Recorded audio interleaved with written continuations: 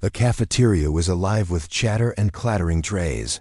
But one boy sat alone, clutching his backpack like it carried his entire world. His hoodie hung loose on his thin shoulders, his hair shadowing his eyes, his food untouched. No one noticed him except for the German shepherd who walked in seconds later. The canine's ears flicked, his nose twitched, and in that instant, the room's noisy chaos narrowed to a single corner where the boy's hands trembled against the fabric of that bag. Officers followed the dog's lead, their presence turning laughter into silence. What was hidden in that backpack would stun an entire school, expose the quiet pain of a child desperate to save what he loved most, and prove that sometimes it takes a dog's instinct to uncover truths no one else can see. If you believe in the courage of Canine South like Rex, subscribe to Shepherd Legacy, and tell us in the comments, which city are you listening from right now?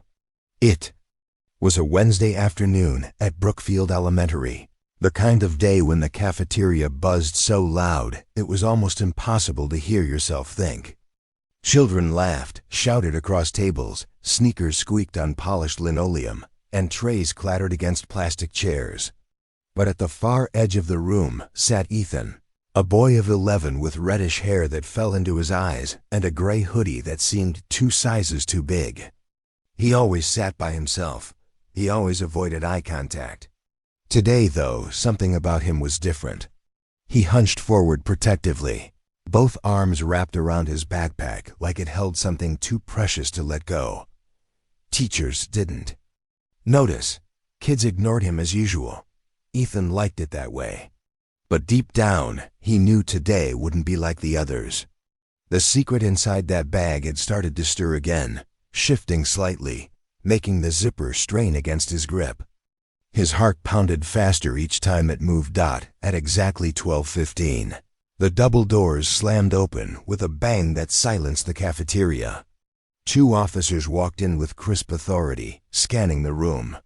Behind them padded a German shepherd in a black canine vest, his handler holding a taut leash. The shepherd's head was high, ears pointed, nose twitching as he took in the air, weaving through scents most humans couldn't even imagine.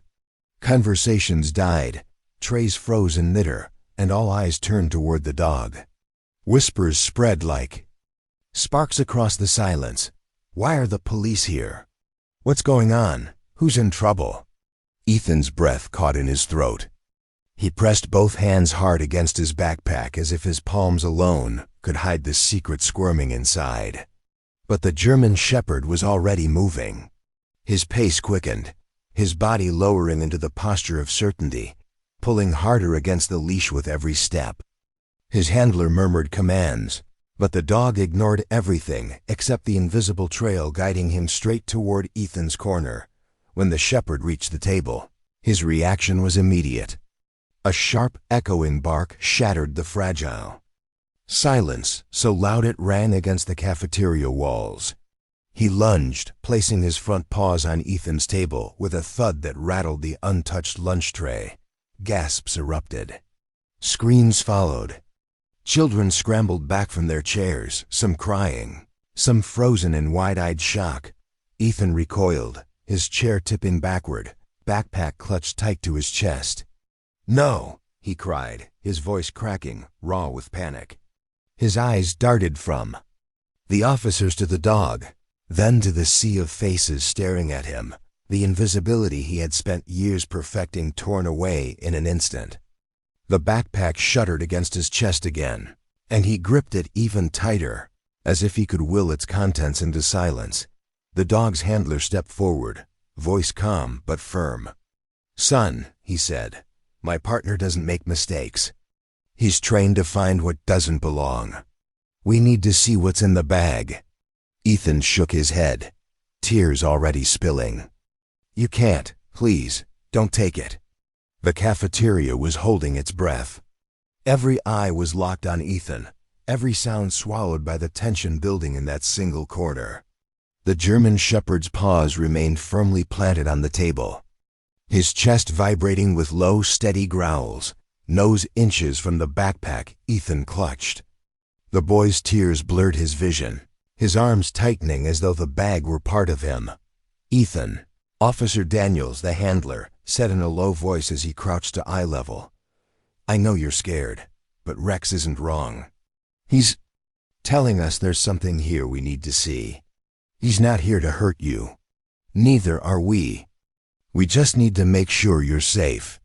The boy shook his head furiously. His words came out broken. "You don't understand. If you open it, he'll be taken away. You can't let them take him." A ripple of confusion passed through. The adults nearby, Mrs. Taylor, Ethan's homeroom teacher, pushed gently through the circle of children and knelt beside him. "Sweetheart," she whispered, "nobody wants to take you away. We just need to know what's happening." Ethan's sobs grew louder, echoing off the tiled walls. The crowd pressed closer, the cafeteria now a stage with Ethan forced unwillingly into its spotlight. He had been invisible for so long, and now every classmate, every teacher, every staff member stared at him as if he were a stranger revealed. Officer Daniels extended a steady hand.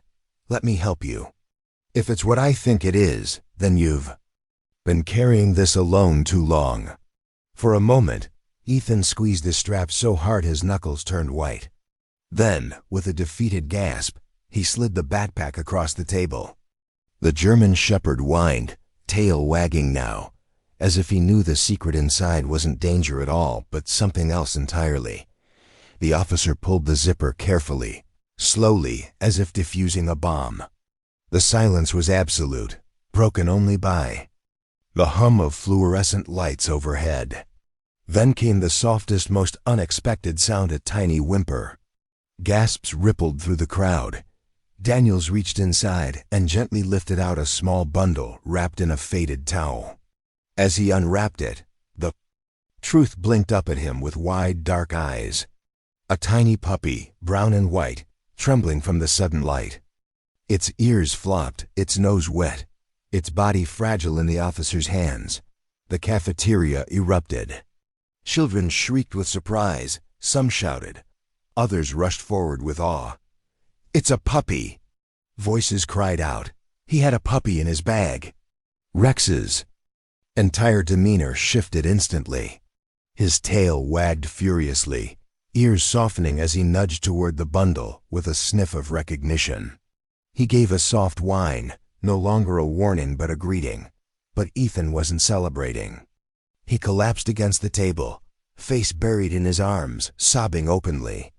The secret he had guarded with everything he had was no longer his alone. The whole school knew now. Officer Daniels studied the boy, then the puppy squirming gently in his hands. "Son," he said softly, "this little one doesn't look dangerous. Tell me, why did you bring him here?" Ethan lifted his head, cheeks wet, voice trembling. "His name is Max. I found him behind the grocery store weeks ago. He was starving, alone. I couldn't leave him. If my stepdad saw him, he said he'd take him away to the shelter. And you know what happens if nobody adopts them." The words hung heavy in the air, sinking into every heart that heard them. This wasn't a prank. This wasn't mischief. It was a desperate act of love from a boy who had nothing but still gave everything. The weight of Ethan's words rippled through the cafeteria like a storm. The students who once whispered about him now stared with a mix of awe and guilt. For years he had been invisible, a boy who kept to himself, who ate little, who spoke less. And now the truth stood in plain sight. He wasn't selfish or strange. He was a boy who had given his own lunch to keep a fragile life alive. Officer Daniels cradled the tiny puppy carefully, his voice softer now. "Ethan, keeping him in your backpack isn't safe, but what you did, it took courage. You saw a life that needed saving, and you didn't turn away." Mrs. Taylor wiped a tear before it could fall. "You've been sharing your meals, haven't you?" she asked gently. Ethan nodded, almost matter of fact. "He's smaller than me. He needed it more." Gasps came from a few classmates. The truth hit them hard. Every half-eaten tray, every untouched sandwich suddenly explained. The boy who everyone thought was odd was simply hungry because he had chosen to give instead of take. Principal Carter stepped forward, her voice steady but filled with emotion. "Ethan, you are not in trouble. What you did shows more kindness than many adults ever show. But we can't let you carry this alone." The boy flinched. "If Frank finds out..." His stepfather's name slipped out like a curse. His eyes darted, fear overtaking him again. Officer Daniels crouched to meet his gaze. "Listen, Max doesn't have to go to a shelter. Rex and I," he nodded toward the shepherd, who now wagged at the puppy like they were old friends, "we can foster him for a while. He'll have space, food, a safe place to stay. Just until we figure this out with your mom. Nobody's taking him away forever." Ethan blinked, hope flickering faintly through the cracks of fear. "You'd really keep him safe?" The officer nodded. "That's a promise." Later, in the principal's office, the phone call to Ethan's mother was filled with pauses and tears. She worked long shifts, she said, barely home, exhausted. She hadn't known the weight her son carried alone.